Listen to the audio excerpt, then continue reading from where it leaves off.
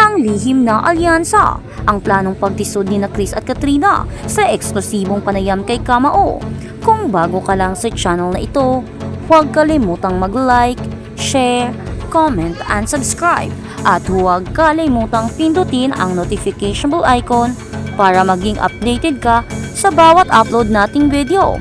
Ang mundo ng media at ng sikat na palakasan ay muling niyanig ng isang kontrobersya na hindi inaasahan ng marami, kung saan ang mga pangalan ni na Kris at Katrina ay umusbong sa isang usapin na may kinalaman sa planong pag-atake sa pamamagitan ng isang serye ng mga mapangahas na katanungan sa likod ng mga kamera at ng mga pampublikong ngiti. May isang masusing estratehiya na binuo upang ilagay sa tinatawag na hot seat ang tinitingalang figura na si Kamao, ang boksingero na nagdala ng dangal sa bansa, ngunit ngayon ay naharap sa isang matinding pagsubok sa kanyang personal at political na buhay.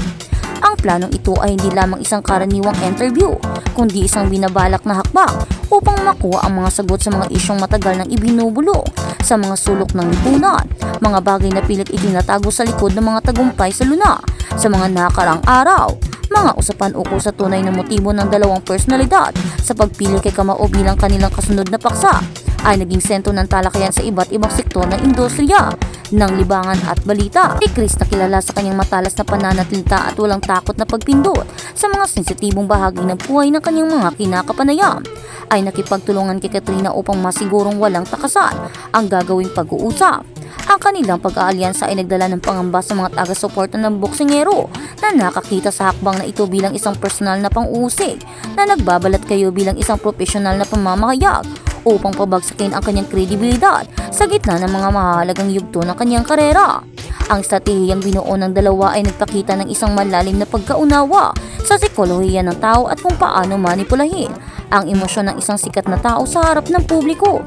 Ayon sa mga nakalap na impormasyon mula sa mga taong malapit sa produksyon, ang mga itinatanong ay hindi lamang tatalakay sa kanyang mga nakaraang laban o sa kanyang mga plano sa hinaharap, kundi hukay nito ang mga usapin ng pamilya, pananalapi at mga desisyong ginawa sa likod ng entablado na naging sanhi ng gidwaan sa kanyang sariling kampo. Ang ganitong uri ng pagpiga ay naglalayong makakuha ng isang hindi inaasahang reaksyon mula kay Kamao. Isang bagay na maaaring gamitin upang lumika ng isang malaking ingay na magpapanatili sa pangalan ni na Kris at Katrina sa tutok ng mga pinag-uusapan sa bansa.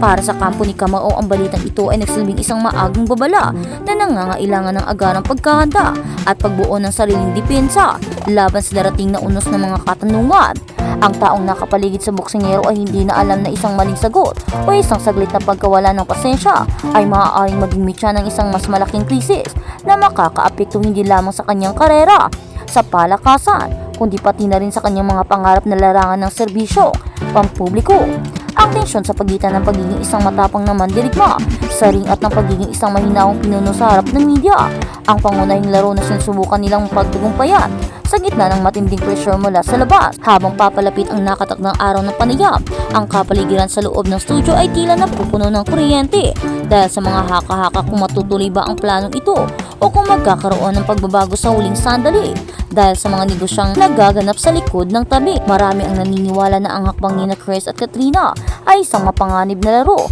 na maaaring bumalik sa kanila kung sakaling mapakita ng Kamao ang kanyang likas na katatagan at mapagkumbabang gawi na minahal ng marami. Gayunpaman, ang determinasyon ng dalawang kababaihan na makuha ang katotohanan ay tila hindi matitinag ng anumang banta ng pagkabigo na nagpapakita na ang labang ito ay hindi lamang para sa rating, kundi para sa dominasyon sa espasyo ng pampublikong opinyon. Ang lalim ng hiwadwaan na maaaring idulot ng pananayam, ito ay nagpapakita rin ng mas malawak na labanan sa loob ng industriya, kung saan ang impormasyon ay tinuturing na pinakamalakas na sandata.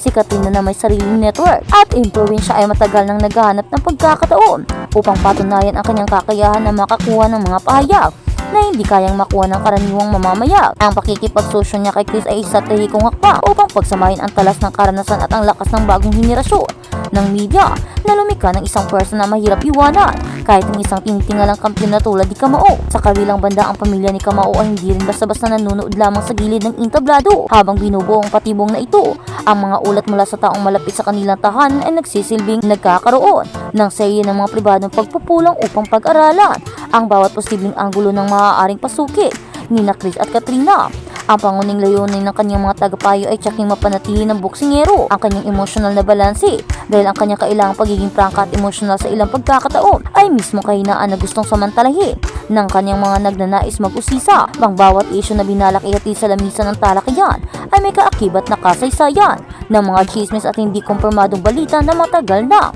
nagpapalutang-lutang sa lipunan, mula sa mga usapin ng pagmamahala sa kanyang malaking ari-arian hanggang sa mga aligasyon ng hindi pagkakaunawaan sa loob ng kanyang pamilya dahil sa impluwensya ng ibang tao. Ang lahat ng ito ay inihanda upang maging abala sa isang mabilisang palitan ng kuro-kuro. Ang sitwasyong ito ay naglalagay kay Kamao sa isang posisyon kung saan ang pagpili sa pagitan ng pananahimik at ng pagsasalita ay parehong may kaakibat na panganib para sa kanyang mga pampublikong imahe. Habang lumalalim ang gabi sa mga araw ng paghahanda, ang mga detalye ng script at daloy ng programa ay pinananatiling napakahigpit na lihim ng mga tagagawa ng palabas upang maiwasan ang anumang pagtagas ng impormasyon na maaaring magbigay ng bentahe sa kampo ng boksingero. Ang ganitong uri ng pagiging kumpidensyal ay lalong nagpapataas ng interes ng mga nakakalarbo ng impormasyon at operasyon na nagpapatunay na ang proyektong ito ay hindi lamang isang simpleng trabaho kundi isang personal na krusada para sa mga taong nasa likod ng kamera. Ang tensyon ay ramdam ng bawat email,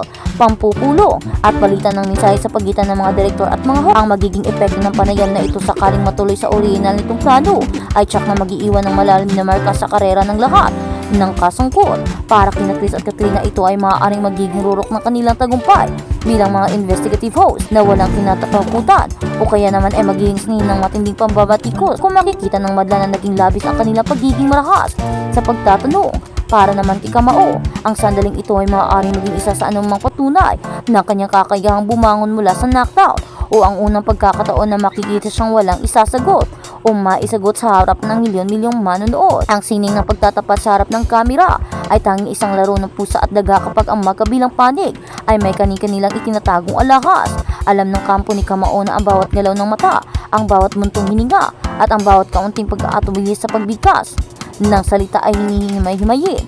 ng mga manonood sa ilalim ng mikroskopyo, ang modernong teknolohiya. Kaya naman ang kanilang mga naging tugon sa hamon na ito ay hindi lang ang pagtatakbo kundi ang pagharap na may kasamang matatalinong pagtitimpi na nagpapakita ng isang tunay na kampiyon ay hindi lamang marunong sumubok kundi marunong din sumalag sa mga patalim na salita. Sa pagtatapos ng mga haka-haka sa paghupa ng alon ng tensyon, ang publiko ay naiwan sa isang malaking pagmumuni-muni ukol sa tunay na hangganan ng pamamahayag at ng personal na kalayaan ng mga sikat na personalidad. Ang planong hot seat ni Chris at Katrina ay nagsisilbing isang salamin na nagpapakita kung paano ang midla ay maaaring maging isang makapangyarang instrumento ng pagsusuri o isang marahas na sandata ng panghusga. Ano man ang naging kahitantan sa tagpong ito sa likod ng mga kasaradong pinto, ang pangalan ni Kamao ay nananatiling nakatatak sa kasaysayan hindi dahil siya ay walang kapintasan, kundi dahil sa kanyang kakayahang manatiling regalo o nakatayo sa kabila ng mga bagong pagsubok sa kanyang katanyagan bilang isang tao, bilang isang ama at bilang isang pinuno.